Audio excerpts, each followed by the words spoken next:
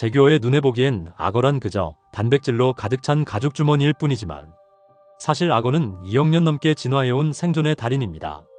단순한 가죽 덩어리가 아니죠. 그들은 달릴 수 있고 심지어는 뛸 수도 있습니다.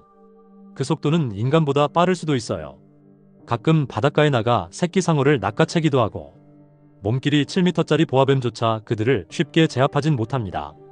트리니다드 섬은 면적이 작고 먹잇감도 대륙보다 부족한 편이라 이곳의 카이만 악어는 몸집이 작지만 그만큼 더 치밀한 생존 전략을 발전시켜야 했습니다. 이 섬의 맹그로브 늪지는 생태계가 복잡하고 다양한데 카이만 악어는 그 속에서 최상위 포식자 중 하나로 군림합니다. 작은 물고기, 새우, 아기 상어는 물론 때로는 땅 위로 내려온 원숭이까지 사냥 대상으로 삼습니다. 물론 상어의 맛이 그렇게 좋진 않을 겁니다. 대부분 피부로 소변을 배출하니까요. 하지만 통째로 삼켜버리면 짠맛 따위는 구분조차 못하겠죠. 그렇다고 해서 카이만 악어가 이 지역에서 최강자는 아닙니다.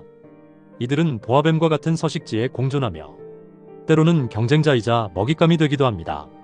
보아뱀은 늪지 환경에 매우 잘 적응했으며 물속에서도 출산이 가능합니다. 한 번에 70마리 이상의 새끼를 낳고 그들은 태어나자마자 독립적으로 살아가야 합니다. 부모의 돌봄 없이 스스로의 힘으로 생존해야 하죠. 출산을 마친 보아뱀은 기력이 소진되어 먹이를 찾기 위해 사냥에 나섭니다. 그런 순간 카이만 악어와 마주치기도 하죠. 보아뱀은 몸을 휘감아 사냥감을 조여 질식시키는 방식으로 사냥하지만 모든 동물이 그렇게 쉽게 죽지는 않습니다.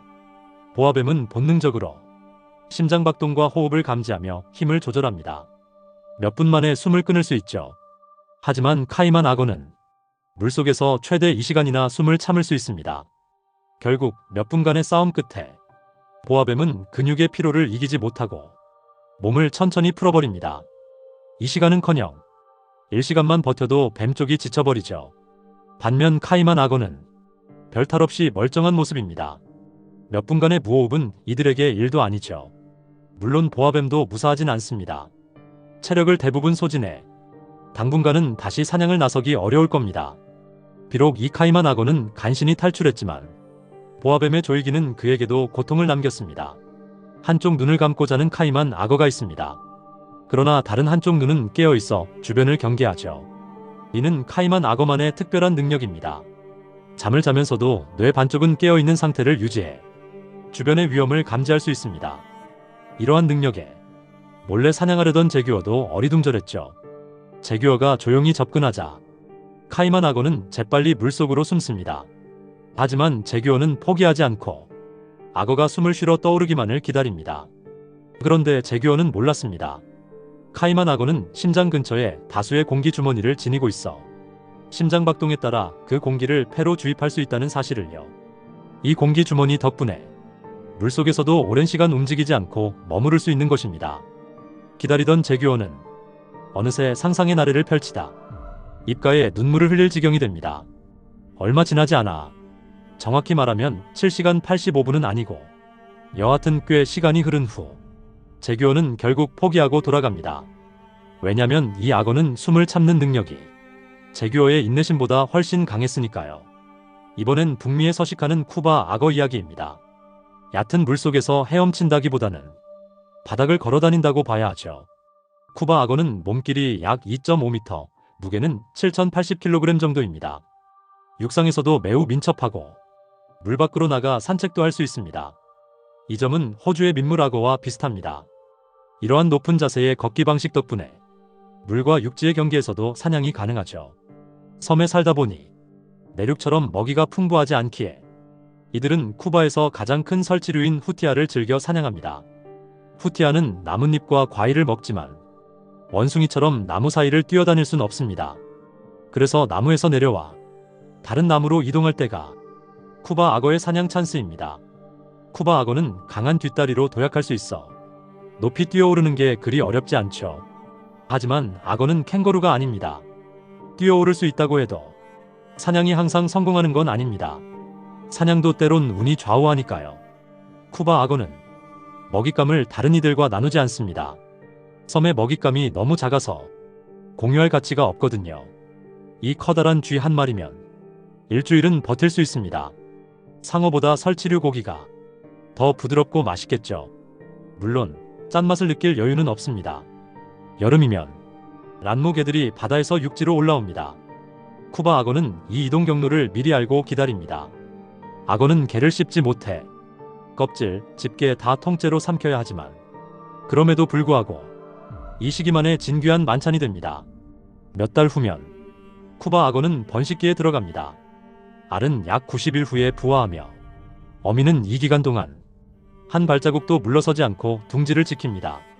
부화한 새끼 악어는 곧장 물가로 달려가며 이미 사냥 능력을 갖추고 있어 며칠 내로 곤충, 올챙이, 작은 물고기를 먹습니다.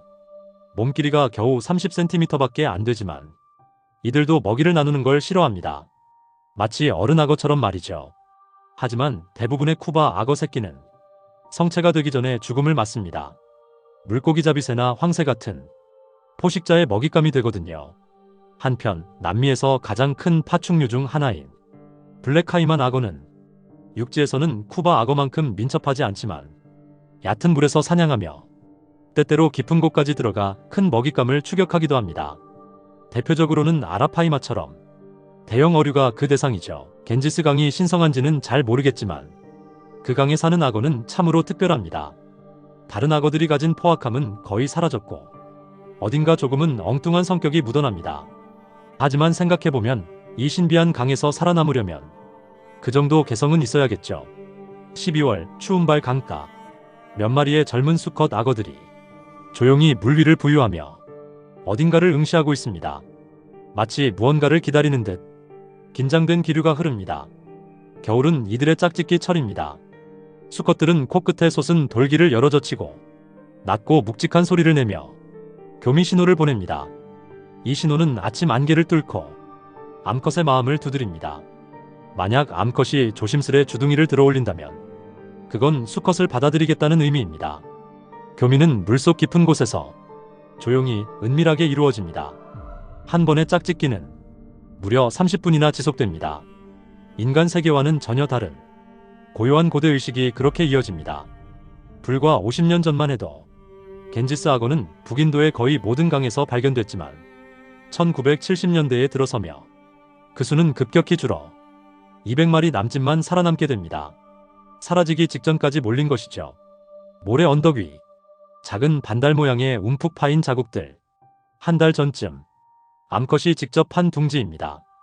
2달 반이 지나고 해 뜨기 전에 고요한 새벽, 계란 껍질이 사르르 갈라지고 길쭉한 주둥이가 살며시 모습을 드러냅니다. 작은 생명이 진흙과 햇살 사이에서 몸을 일으킵니다. 울지도 않고 조용히 물가를 향해 어미를 찾는 약한 소리를 냅니다. 이렇게 집단으로 둥지를 만드는 악어들은 종종 같은 날 밤에 일제히 부화합니다. 이건 하나의 무언의 탄생 의식이자 운명을 건 생존 경쟁의 시작입니다. 그들 대부분은 어른이 되기 전에 죽음을 맞습니다. 태어난 뒤 첫 2주가 가장 취약한 시기입니다. 새끼 악어들은 배에 달린 난황 주머니의 영양분으로 버팁니다.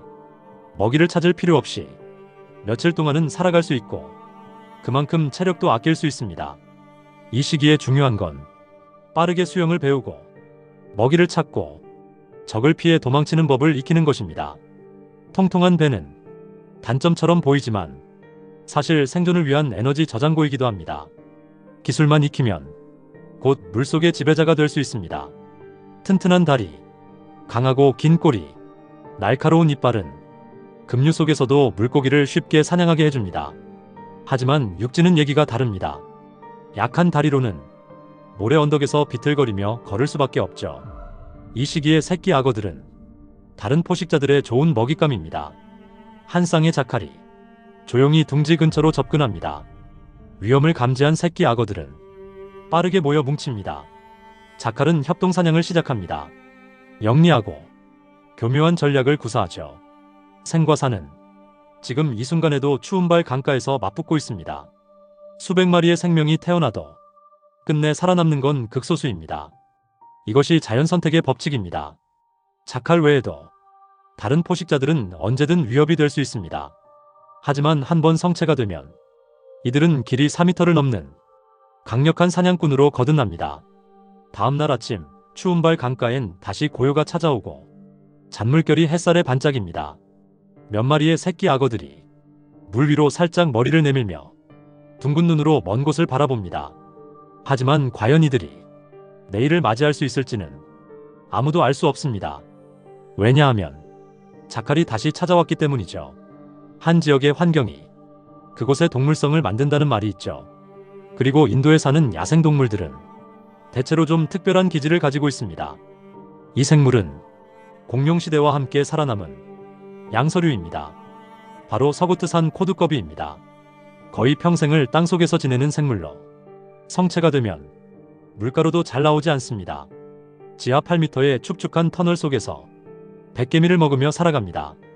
백개미를 먹는 다른 동물들과 마찬가지로 뾰족한 주둥이는 개미굴 깊숙이 파고들기 위해 진화했습니다. DNA 분석 결과 이 개구리의 계보는 1억 3천만 년 전까지 거슬러 올라가며 공룡보다 먼저 존재했던 생물입니다. 이들의 조상은 곤드와나 대륙에서 왔고 당시엔 아직 인도 대륙도 존재하지 않았습니다. 말 그대로 생물 진화사 속에 남은 살아있는 화석입니다. 이렇게 오랜 세월을 살아남은 비결은 철저한 은둔입니다. 서구트산 코두꺼비는 일생의 대부분을 햇빛 한 줄기 없이 살아갑니다. 지상에 나오는 건 1년에 단 한 번씩기뿐입니다.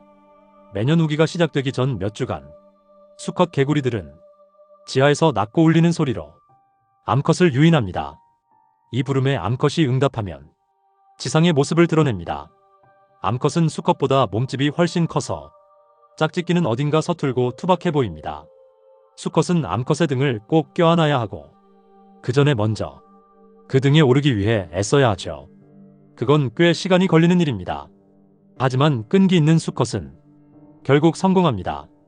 이 자세는 포접 자세라 불립니다.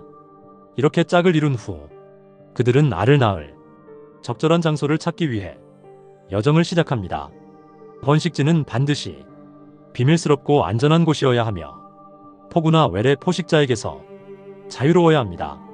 산란을 마친 암컷은 즉시 땅속으로 돌아가고 그 알들은 잠시 안전한 물웅덩이에서 부화하게 됩니다.